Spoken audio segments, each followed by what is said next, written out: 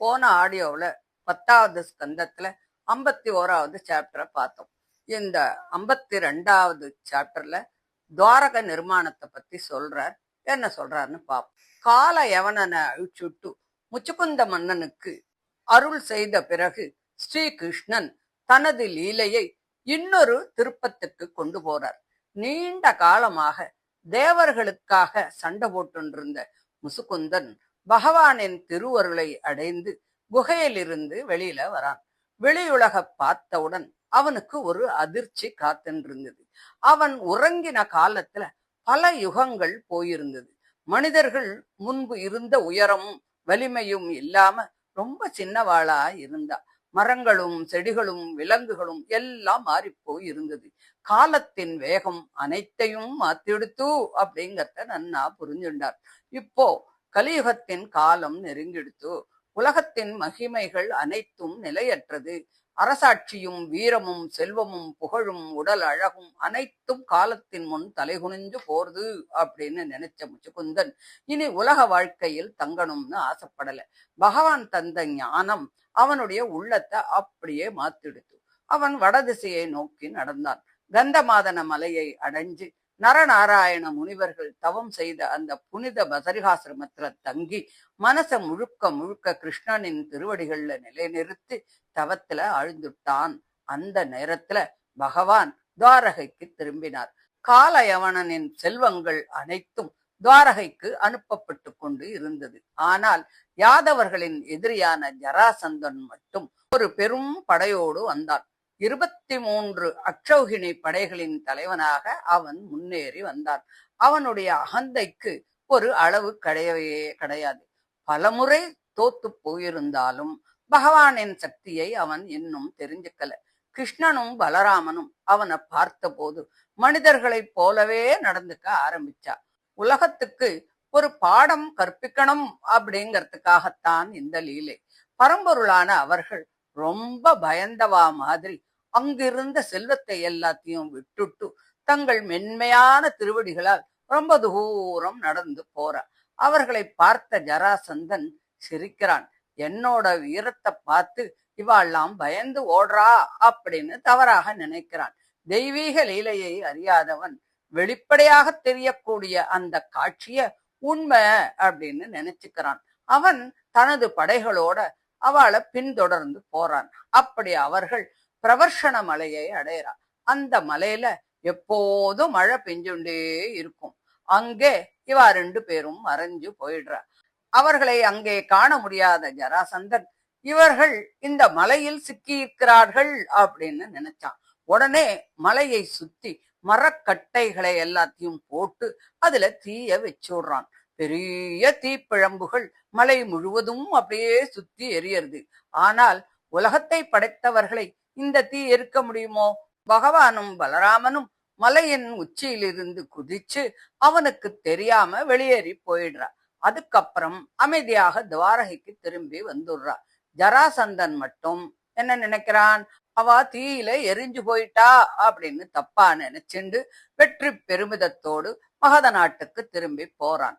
அதுக்கப்புறம் ஒரு மங்களகரமான நிகழ்ச்சி நடந்தது. ஆனர்த்த நாட்டின் அரசன் ரைவதன் அவன் தன்னுடைய மகளான ரேவதியை பலராமனுக்கு கல்யாணம் பண்ணி வைக்கிறார். அதுக்கப்புறம் உலக வரலாற்றில் மிக பெரிய தெய்வீக திருமணங்களில் ஒன்றாக விளங்க போகும் ருக்மிணி கல்யாணத்தின் முன்னுரை ஆரம்பம் ஆகிறது. விதர்ப்ப நாட்டின் அரசனான பீஷ்மகனுக்கு 5 பிள்ளைகளும் ஒரு பொண்ணும் இருந்தார். அந்த மகள்தான் ருக்மிணி. அவள் அழகுல மட்டுமில்ல, பண்பிலும் பக்தியிலும் அறிவிலும் ரொம்ப சிறந்தவோ. அவளுடைய உள்ளம் ரொம்ப தூய்மையானது.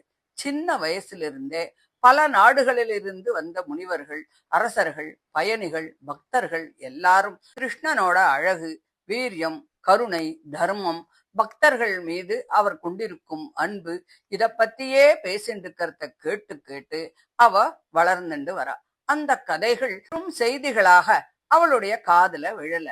அதெல்லாம் அவளது இதயத்துல ஒரு பக்தியா மலர்ந்துடுத்து.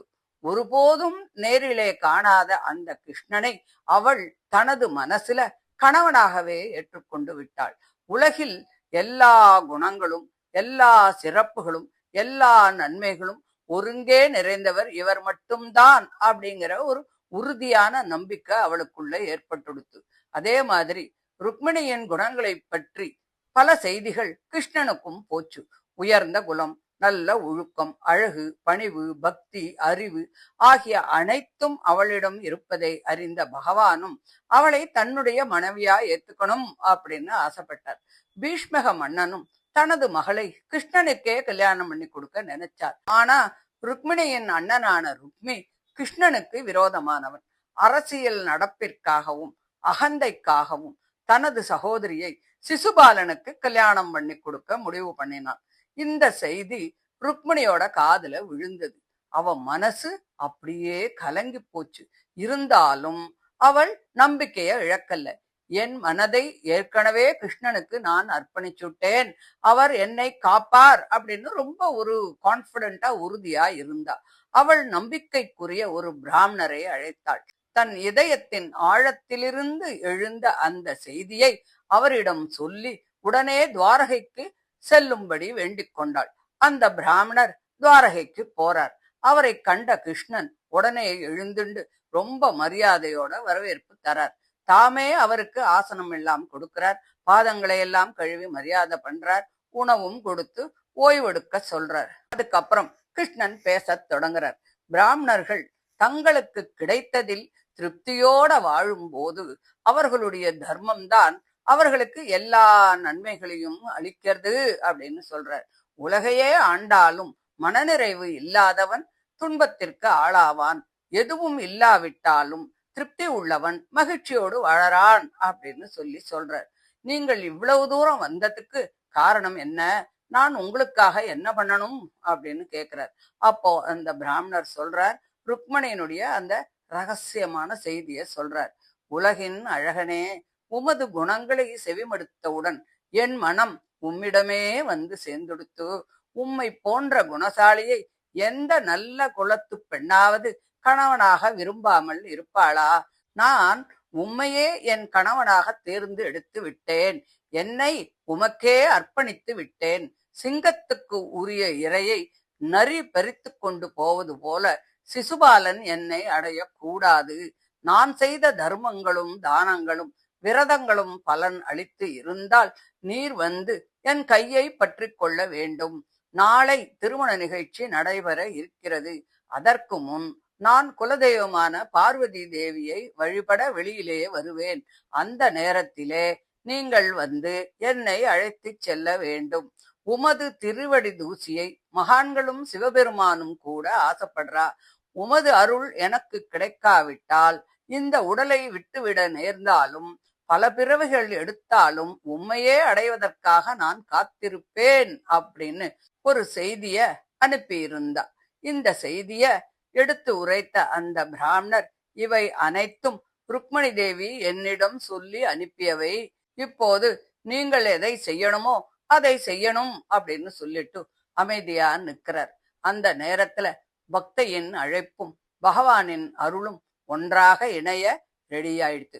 அடுத்த நிகழ்ச்சி ருக்மணியின் பரிபூர்ண சரணாகதிக்கு பகவான் அளிக்கப் போகும் பதிலாகத்தான் இருக்க போகிறது அப்படின்னு சொல்றார்.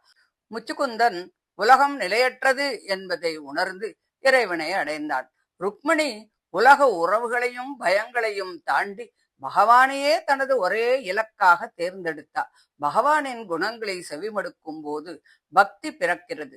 முழுமையான சரணாகதி என்பது நான் உனக்கே சொந்தமானவள் என்று இறைவனிடம் தன்னை ஒப்படைப்பதுதான். உண்மையான பக்தன் எந்த சூழ்நிலையிலும் இறைவனை விட்டுவிட மாட்டான். அதுபோல பகவானும் தனது பக்தனை ஒருபோதும் கைவிட மாட்டார் அப்படின்னு சொல்லி இந்த 52வது சாப்டரை முடிக்கிறார். தொடர்ந்து 53வது அத்தியாயத்தை அடுத்த ஆடியோவில் பார்க்கலாம். தேங்க்யூ.